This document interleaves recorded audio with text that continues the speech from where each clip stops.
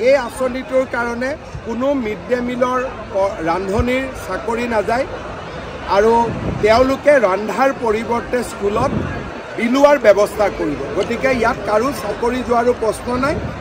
সুন্দৰভাৱে এটা win win situation সকলোৰে বাবে হ'ব।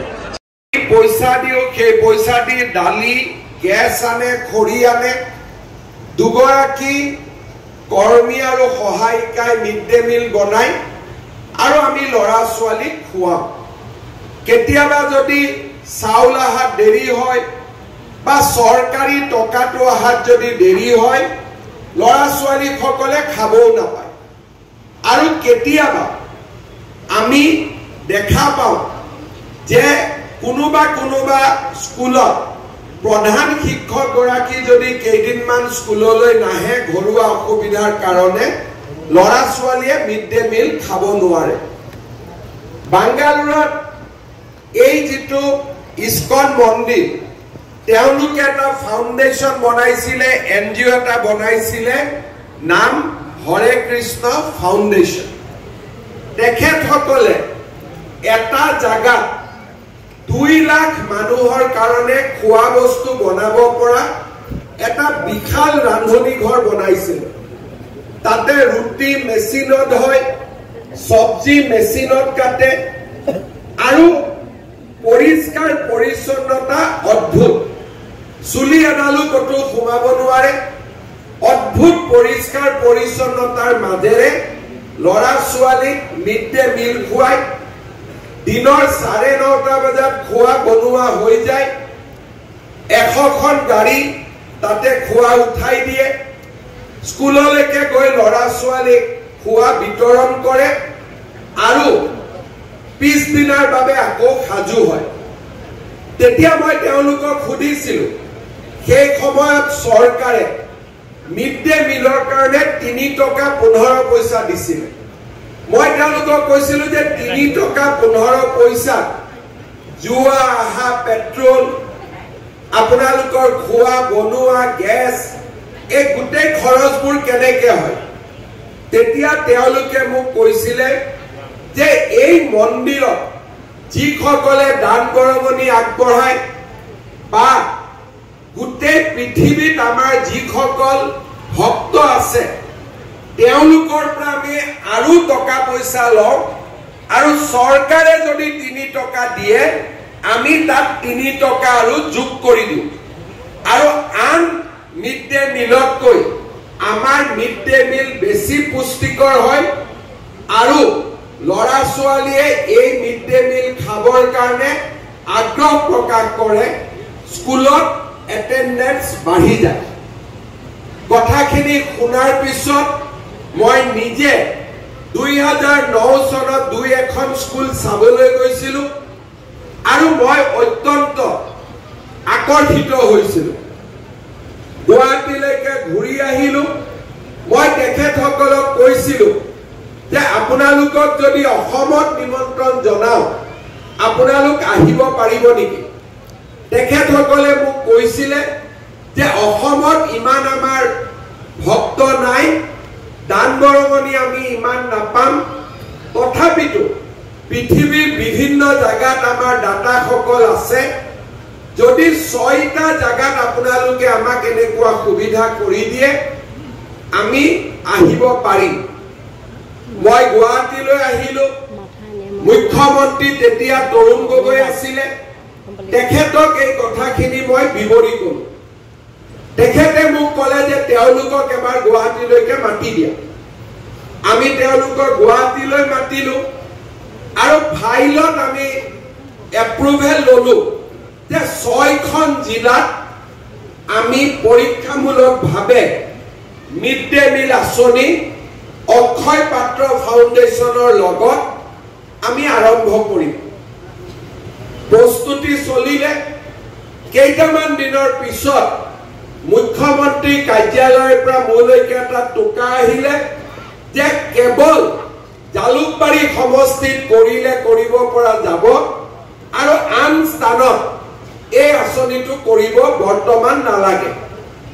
কিয় নালাগে ক'লে, কিয় লাগে মই ইমান নগলো, কিন্তু কাগজখন পঢ়ি মই দেখিলো যে জালুকবাৰীত যেহেতু কৰিব দিছে গতিকে মই অন্তত মোৰ সমষ্টিত আগবাঢ়ি যাম জালুকবাৰীৰ আমিন গাঁৱত প্ৰথম আমি অক্ষয় পাত্ৰ ফাউণ্ডেশ্যন আমি আৰম্ভ কৰিলো আমাৰ সেই সময়ৰ সমষ্টিত 200খন স্কুললৈ ৰাতিপুৱা মিড ডে মিল যোৱাৰ প্ৰক্ৰিয়া আৰম্ভ হ'ল প্ৰথমতে মিড ডে মিল বনোৱা বাইদেউসকলে আহি আপত্তি কৰিলে যে আমাৰ চাকৰিটো যাব আমি তেওঁলোকক ক'লো এতিয়া চাকৰি যাব নালাগে খালি আগতে আপোনালোকে ৰান্ধনি আছিলে এতিয়া আপোনালোকে বিলনি হ'ব একেই দৰমহা পাব একেই পাব খালি বস্তুখিনি আপোনালোকে লৈ আহিব গেটৰ পৰা আৰু ধুনীয়াকৈ বিতৰণ কৰি সাফ সুফ কৰি আকৌ গাড়ীখনত উঠাই দিব যেনেকৈ দৰমহা পাই আছিল তেনেকৈ পাই থাকিব প্ৰথমতে মোক বিশ্বাস কৰা নাছিলে কিন্তু দুদিন পিছত যেতিয়া মাহৰ দৰমহা মাহত পাই থাকিলে বিলনিৰ কাম পালে লাহে লাহে সেই বিতৰ্কটো শেষ হৈ গ'ল যেতিয়া আমি জালুকবাৰীত আৰম্ভ কৰিলো মোৰ ওচৰতে হাজো সমষ্টি হাজোৰ মানুহে আহি ক'লে যে দাদা আমাৰ ইয়াতো কৰিব লাগে আপুনি শিক্ষা মন্ত্ৰী নিজৰ সমষ্টিত কৰিলে কেনেকৈ হয় লাহেকৈ মই কামৰূপ জিলালৈ আঁচনিখন বঢ়াই দিলো ৰাজনৈতিক পৰিৱৰ্তন হ'ল তাৰ পিছত ইয়াক কামৰূপ মহানগৰ জিলালৈ আগুৱাই দিলো দুখন জিলা আমাৰ হৈ গ'ল 1 লাখ ল'ৰা ছোৱালীৰ একেলগে খোৱা বস্তু বনাব পৰা আমি আমিন গাঁৱত ডাঙৰ কিটচেন বনালো আপোনালোকে কেতিয়াবা গুৱাহাটীত গ'লে দেখিব পৰিষ্কাৰ পৰিচ্ছন্নতাৰ কোনো শেষ নাই যেতিয়া কোভিড আহিলে গুৱাহাটীৰ যিমান কোভিডৰ আমি চেণ্টাৰ বনাইছিলো এই অক্ষয় পাত্ৰ ফাউণ্ডেশ্যনৰ পৰা আমি তালৈকে খোৱা বস্তু পঠিয়াইছিলো কাৰণ তেতিয়া স্কুল কলেজবোৰ বন্ধ আছিল যেতিয়া লাহে লাহে বিজেপি চৰকাৰ খুপনি পুতিলে আমি যোৰহাটত এই চেণ্ট্ৰেলাইজ কিটচেনৰ কাম আৰম্ভ কৰিলো এতিয়া অসমত 3খন জিলা কামৰূপ জিলা কামৰূপ মহানগৰ জিলা আৰু যোৰহাট জিলাত এই আঁচনিটো আৰম্ভ হ'ল কিন্তু মোৰ মনত লাগি আছিলে যে 6খন আমি কৰিব লাগে যোৱা বছৰ আমি মাজুলী কিটচেন বনোৱাৰ কাম আমি আৰম্ভ কৰিলো আৰু এইবাৰ অলপ সাহস কৰি আমি নলবাৰী জিলা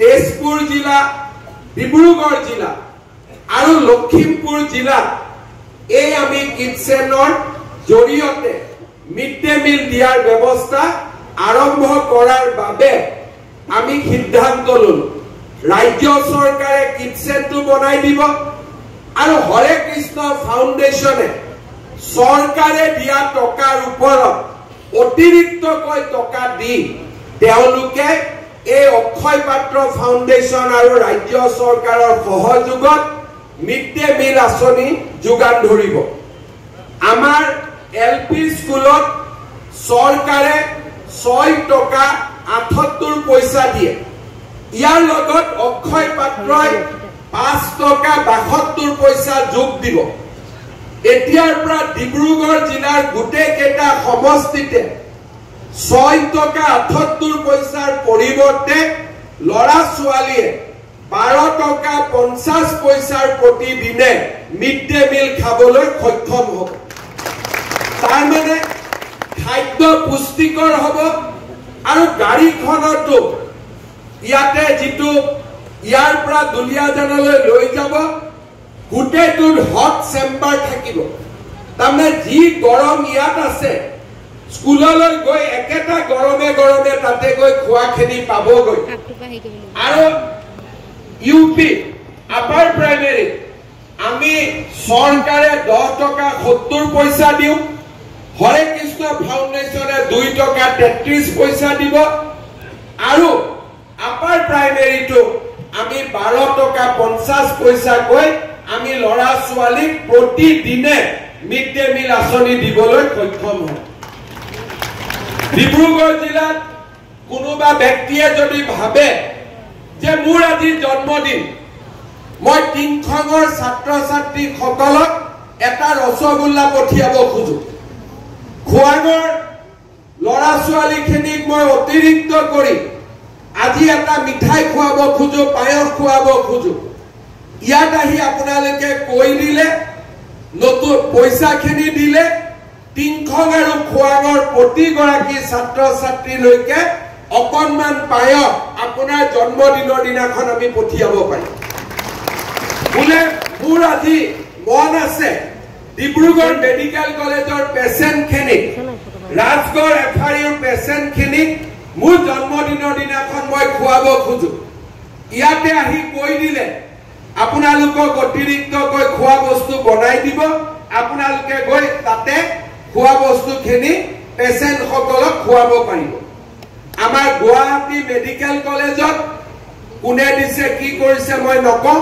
সেইখিনি ৰাজনৈতিক হ'ব গুৱাহাটী মেডিকেল কলেজৰ পেচেণ্টৰ এটেণ্ডেন্স সকলৰ বাবেও আমাৰ অক্ষয় পাত্ৰই প্ৰতিদিনে খোৱা বস্তু বনাই দিয়া আৰু তাতে গৈ বিতৰণ কৰা হয় অৰ্থাৎ যিসকলে মানৱ সেৱা কৰিব খোজে তেওঁলোকৰ বাবেও ইয়াত এটা নতুন ৰাস্তা মুকলি হয় আৰু তাৰ লগত চৰকাৰে ইয়াত সহায় কৰা নাই কিন্তু নিজা কৰি অক্ষয় পাত্ৰ ফাউণ্ডেশ্যনে সুন্দৰ মন্দিৰ এটাও নিৰ্মাণ কৰিব য'ত নেকি চৰকাৰৰ পুঁজি নাই তেওঁলোকৰ নিজে চেষ্টা কৰিব আৰু কৃষ্ণ ভক্তিৰ বাবে খোৱাং আৰু টিংখঙৰ ৰাইজে নতুন সুন্দৰ মন্দিৰ এটাও বিচাৰি পাব এই হৰে কৃষ্ণ ফাউণ্ডেশ্যনে ত্ৰিপুৰাৰ জনজাতীয় অঞ্চলত স্কুল চলাই তাৰ পৰা জনজাতীয় ল'ৰাবিলাকক লৈ আহি পঢ়া শুনা কৰোৱাই আৰু অসমতো মধ্যাহ্ন ভোজনৰ উপৰিও আৰু বহুতো সমাজ সেৱাৰ কামত তেওঁলোকে নিজক জড়িত কৰি ৰাখিছে 2008 চনত মই দেখা এটা সপোন আজি 2025 পূৰণ কৰিবলৈ মই সক্ষম হলো আৰু কেৱল ভগৱানৰ আশীৰ্বাদৰ বাবে আজি এই আঁচনিটো অসমৰ জিলাৰ পৰা জিলালৈ আমি লৈ যাব পাৰিছো শ্ৰদ্ধা ৰাইজ আমাৰ চৰকাৰখনে এনেকৈ য'ত যেনেকৈ আমি ৰাস্তা দেখা পাওঁ আমি ৰাইজক সহায় কৰাৰ বাবে চেষ্টা কৰোঁ কেতিয়াবা 108ৰ এম্বুলেন্স সেৱা কেতিয়াবা টাটাৰ লগত লগ লাগি কেন্সাৰ হস্পিটাল হৰে কৃষ্ণ ফাউণ্ডেশ্যনৰ লগত লগ লাগি মিড ডে মিল কিটচেন য'ত যেনেকৈ চৰকাৰী আঁচনিৰ উপৰিও ভাৰতৰ বেচৰকাৰী সমাজসেৱী সংগঠনবিলাকক আমি অসমৰ মাটিলৈ লৈ আহি আমি তেখেতসকলৰ জৰিয়তেও ৰাইজক সেৱা কৰাৰ বাবে আমি চেষ্টা কৰিছো শ্ৰদ্ধা ৰাইজ মোৰ মনত সপোন আছে যে পৰ্যায়ক্ৰমে আমি এনেকৈ আগবাঢ়ি গৈ অসমত যদি 35 লাখ ষ্টুডেণ্টক আমি এই মিড ডে মিলৰ সুবিধা দিব পাৰোঁ আৰু তাৰ পিছত লাহেকৈ আমি যদি স্কুলবিলাকত এটা ব্ৰেকফাষ্ট এটাও আৰম্ভ কৰিব পাৰোঁ চাহ বাগিচাই হওক বা আন অঞ্চলতে হওক ৰাতিপুৱা স্কুলত অহাৰ লগে লগে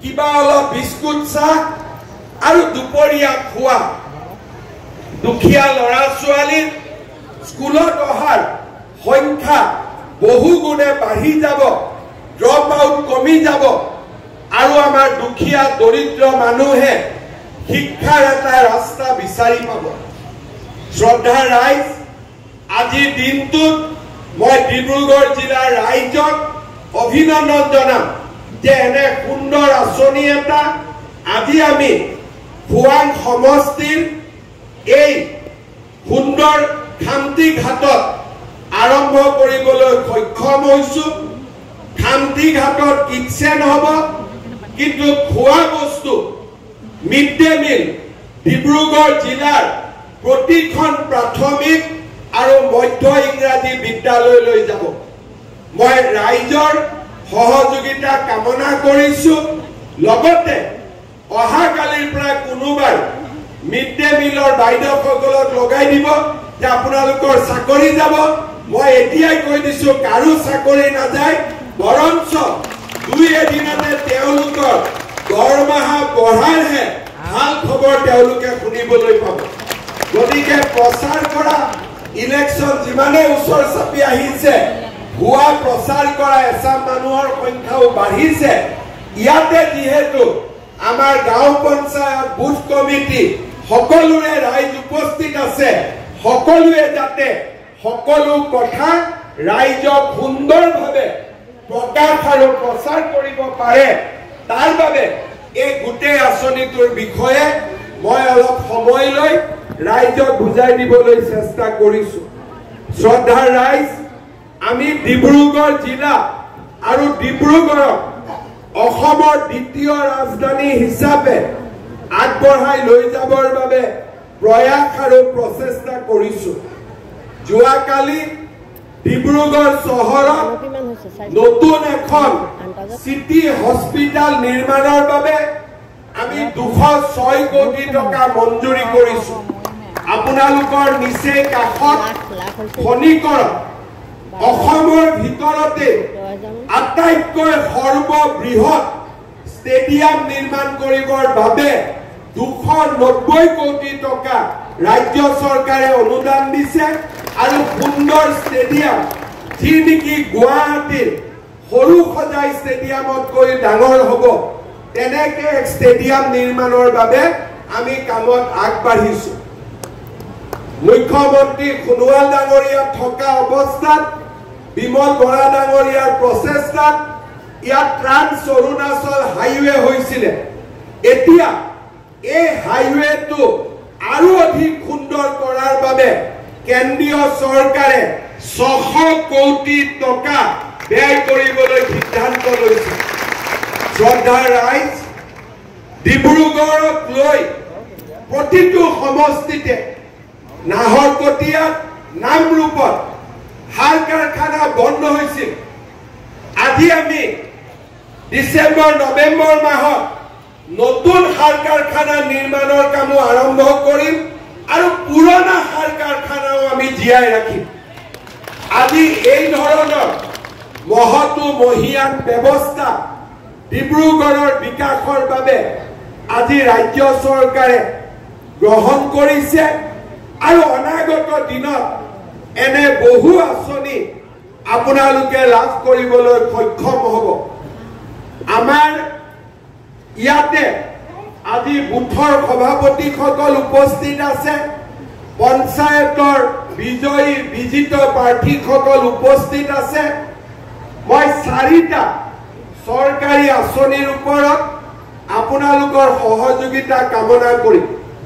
আপোনালোকে জানে যে অৰুণোদয় 3 আঁচনিৰ ডিজিটাইজেশ্যনৰ প্ৰক্ৰিয়া সম্পূৰ্ণ হৈছে, কিন্তু প্ৰত্যেকটো সমষ্টিতে অৰুণোদয় 2 পাই থকা কিছু জেনুইন লোক 3 আঁচনিৰ পৰা বাদ পৰিছে।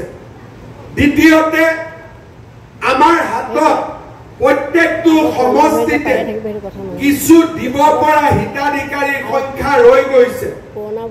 আমি যাতে নতুন অৰুণোদয় অতি সোনকালে আৰম্ভ কৰিব পাৰো, মই ডিব্ৰুগড়ৰ বিধায়কসকল আৰু আমাৰ কাৰ্যকৰ্তাসকলৰ সহযোগিতা বিচাৰিছো, যাতে 30 জুনৰ ভিতৰত আমি অৰুণোদয় প্ৰক্ৰিয়া সম্পূৰ্ণ কৰিব পাৰো। মুখ্যমন্ত্ৰীৰ মহিলা উদ্যমিতাৰ আমি ইতিমধ্যে তালিকা প্ৰকাশ কৰিছো, কোন মাহত কোন সমষ্টিত আমি এই ধন আমি বিতৰণ কৰিম। 30 জুনৰ আগতে কোনোবা যদি পাবলগীয়া মহিলাৰ নাম এই আঁচনিৰ পৰা বাদ পৰিছে, বিধায়কসকলৰ জৰিয়তে এই নামো আগবঢ়াই দিবলৈ অনুৰোধ কৰিম। কাৰণ আগষ্ট মাহৰ পৰা জানুৱাৰী মাহলৈ আমি নিৰন্তৰ 125টা সমষ্টিত এই আঁচনিৰ ধন বিতৰণ কৰিম।